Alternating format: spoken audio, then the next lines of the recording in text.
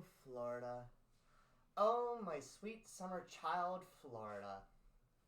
You know, I always say that the most telling thing about a person is what they think that they can get away with. And you thought that you could put 4 holes in my back and call it a suicide. Well, one thing's for certain, and two things for sure. You can strike us down any way you please. You can even try and murder us. But if there's one thing I know, you can't kill the boogeyman. Happy Halloween. Yep, I'm using the same gig. Yes, I'm using the same joke as I used last year. Screw you all. This was a good joke, and this is also way too good of a costume for me to only use once. So, happy Halloween. Anyway, Bruins win 3-2 against the Florida Panthers. There's in a healthy dose of post-traumatic stress disorder for us all. Well, I say a healthy dose as if there's any healthy amount of PTSD. There is none. PTSD is serious. And speaking of trauma, I know that this is probably not the greatest. I know that this is probably not the greatest tonal juxtaposition here, but there's something that needs to be addressed. On October 28th, in a game against the Sheffield Steelers in the EIHL, 28-year-old Adam Johnson was fatally injured due to a freak accident involving a skate slicing his neck. And all that I really have to say on the matter is there is no way that this wasn't a freak accident. You can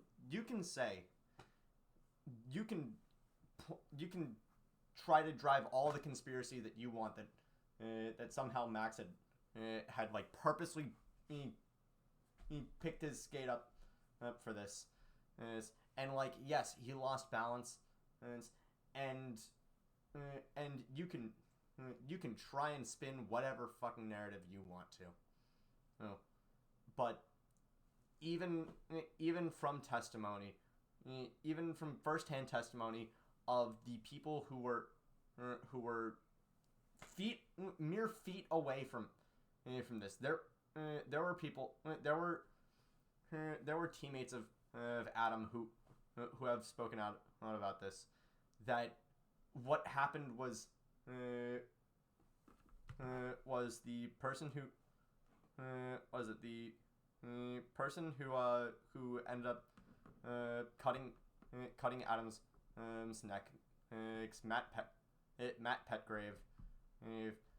He lost balance and tumbled in a way in which his skate flew up. And you can what is it? Already there are people trying to spin this as if this is a racially motivated attack. Which fuck you if you're genuinely trying to spin this. Actually, fuck you if you are trying to say that this is racially motivated. It is not. It is not. It just isn't. And you can point to various events. There is a clip of Nathan McKinnon falling forward and his face coming up and hitting a New Jersey Devils defenseman in the face. About this, Jacob Lauko just got a freaking injury. Just had a skate run like right here, almost taking out his eye. Hockey is a very dangerous sport, and this is a 1 in a billion chance. And for that, I cannot. This is just a freak accident that tragically took the life of Adam Johnson. And I think before we get into anything, let's take a little bit of a break, just a moment of silence for him.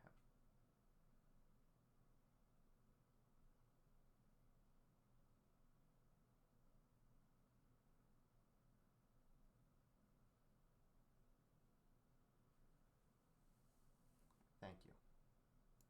Man, I really don't like doing two games in a row where we have to do a moment of silence, but goddamn, I hate this. I hate this world.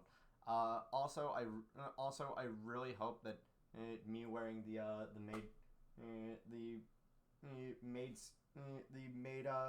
maid wig and the gloves do not ruin the tone for the rest of the video. Thank you, and now back to your regularly scheduled Bostonian being a frickin' idiot.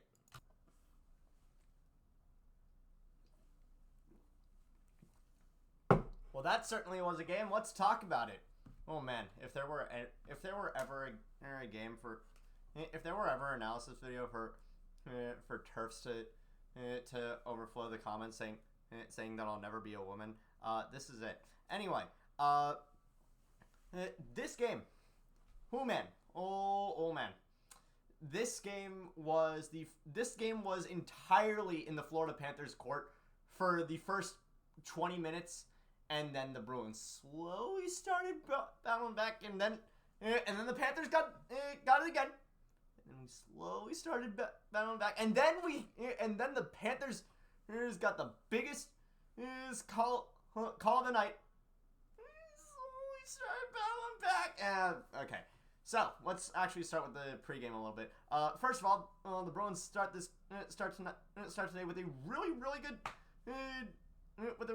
good thing. We finally signed Danton Heinen from his professional tryout. 1 year, 775,000, about what you'd expect. Very happy about that. Honestly, mostly just because I really do not want to see another game where Patrick Brown completely shits the bed in the neutral zone, forcing us to completely fall back on defense and just be really unprepared for everything. Second of all, I think honestly, so I had a few friends going to this game. Tonight was also Hockey Fights Cancer night in the Garden. And this is kind of an emotional night for everybody involved. There's so many hockey players whose family has battled with cancer, and there's so many of my friends who have family members who battle with cancer. I have a family member who's battling with cancer. My mom has brain cancer. Tonight's a very emotional night for everybody, and seeing my friends Hannah, Abby, and Ash at ice level during warm-ups, and Charlie Coyle flipping a puck up to Hannah.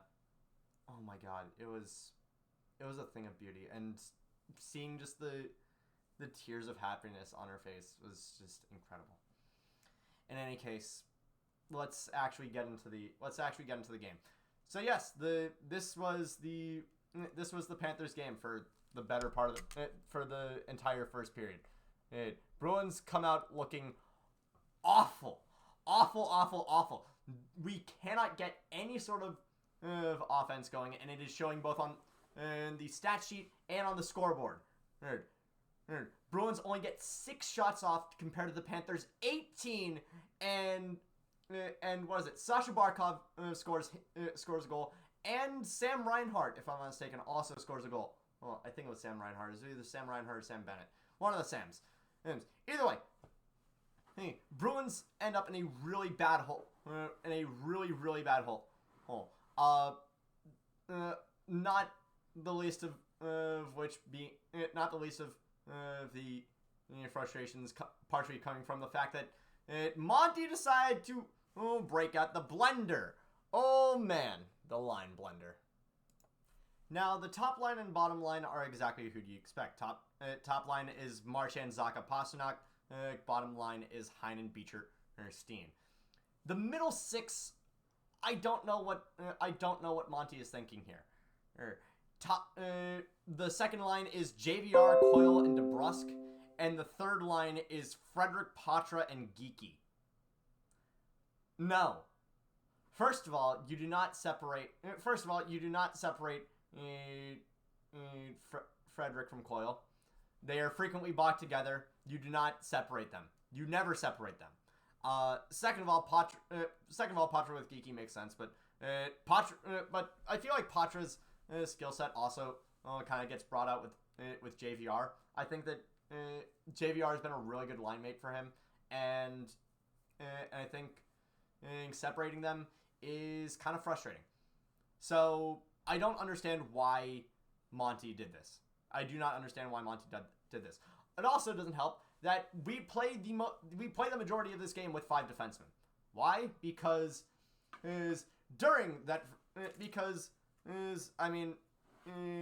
freaking Matt Grzelcyk. I love Matt Grzelcyk. During that first goal, by the way, freaking Matt Patra. I love him. He has been fantastic. This was his first bad game. This is the first game where we started to say, okay, he's probably going to stay with us, but he needs to catch up to the NHL pace a little bit. And sometimes you need a little bit of kick in the ass, and this is exactly what this game was for him. It was a little bit of a kick in the ass for him. So what is it? He shoots from pretty much the blue line, and it goes pretty much right to it pretty much goes, I think, to Ryan Lomberg, and then it goes to freaking Barkov.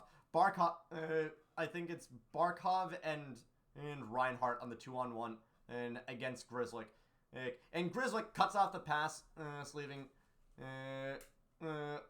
obviously Ullmark with the freaking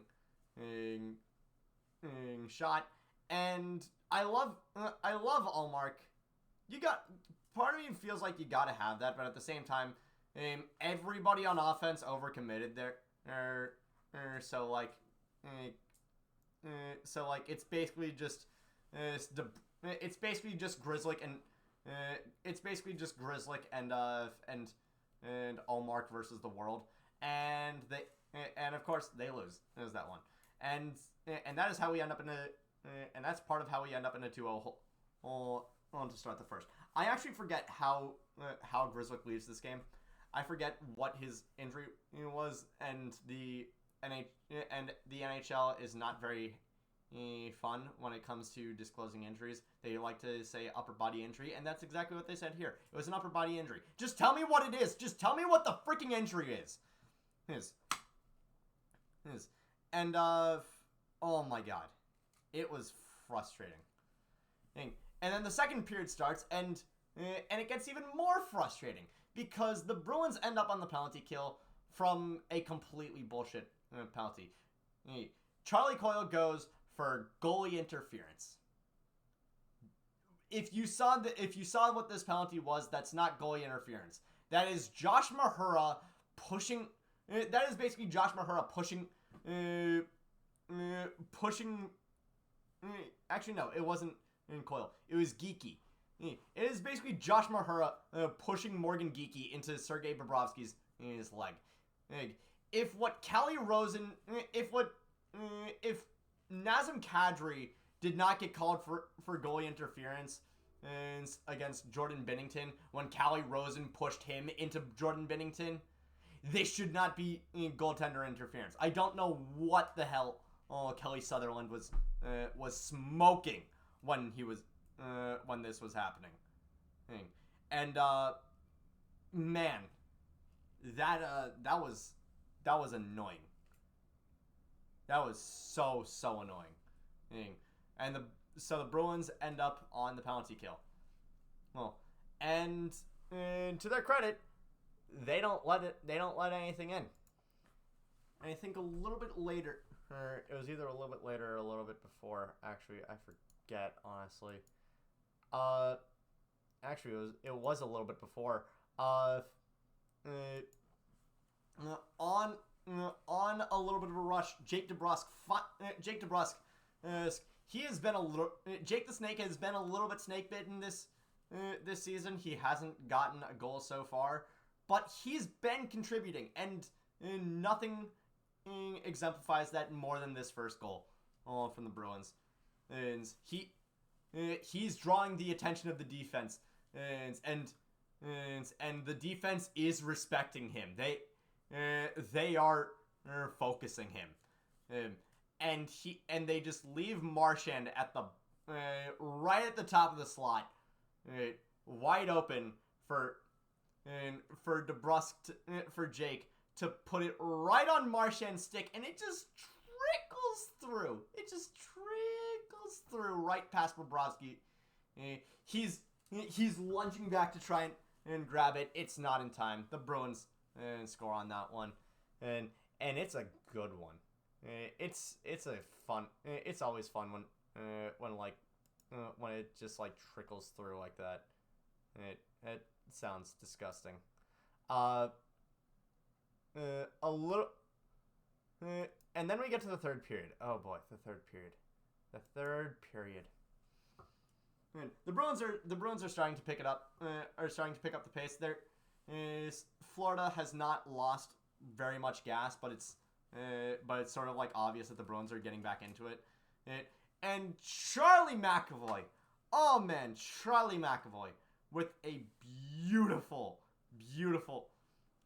goal. David Pastrnak going diagonally through the zone.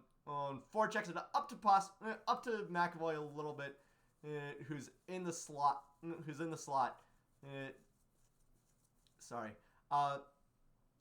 the slot. And he handles it in a way that dekes Bobrovsky out a little bit.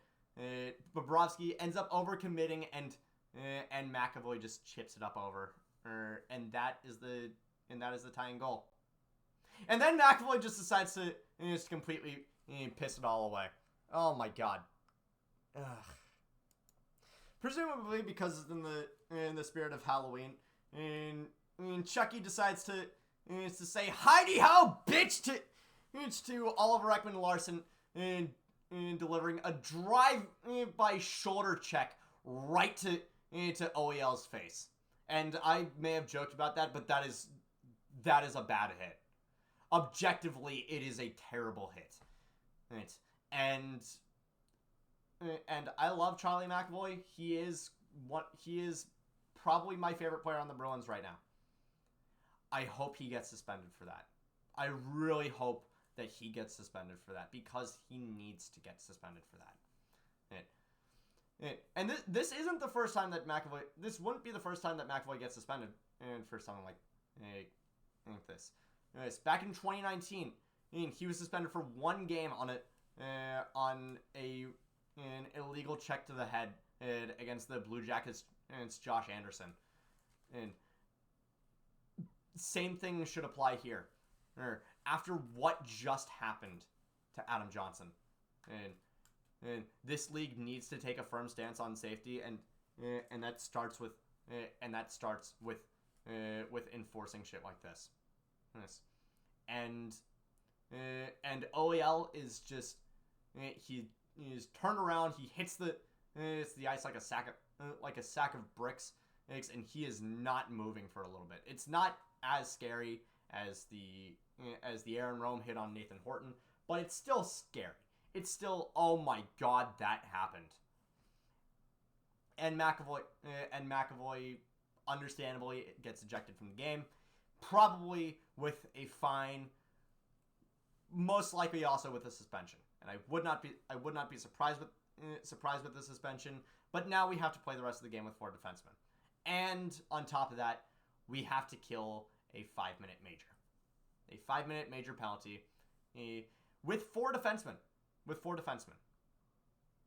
You know what? We do it. We did it. We fucking killed a 5-minute major penalty with 4 defensemen. How many other teams can say that they've done that? How many other teams can say that they've done that? And that is essentially the kick that we needed. Nobody else scores for the last 5 minutes, so we end up going to overtime.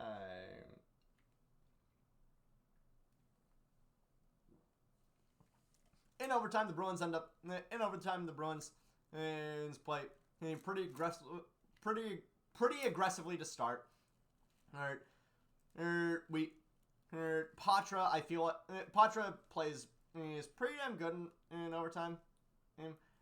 I said Patra had his first bad game. That didn't mean that every single second that he was out there was bad. I'm just saying that there was more bad than good. He made a few bad mistakes that directly led to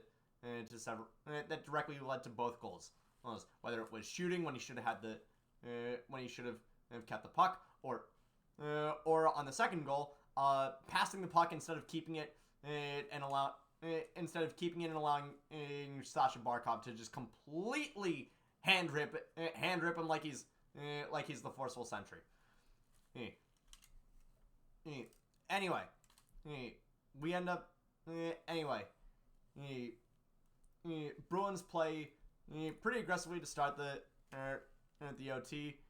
Bob is holding down the fort, and then the Panthers start to pull it the other way. They pull it the other way, and you're starting to get the sense that the Panthers are kind of gassed. And this is where Pavel Zacha just decides to end it. A loose puck ends up on his stick, and he's going in, and he wants to. What is it? He's trying to find an angle, and against Bobrovsky, there's very few. He finds one. He finds one. Unassisted goal. And I gotta say, for a game that Monty was hyping up as it's not just one of 82. These guys beat us in the playoffs last season, and we're gonna give them what for? This is a pretty good game. It was without a doubt the Bruins' first big test, because I feel like the Panthers are better than what their record states. Absolutely, the Panthers are much better than what their record states. And I think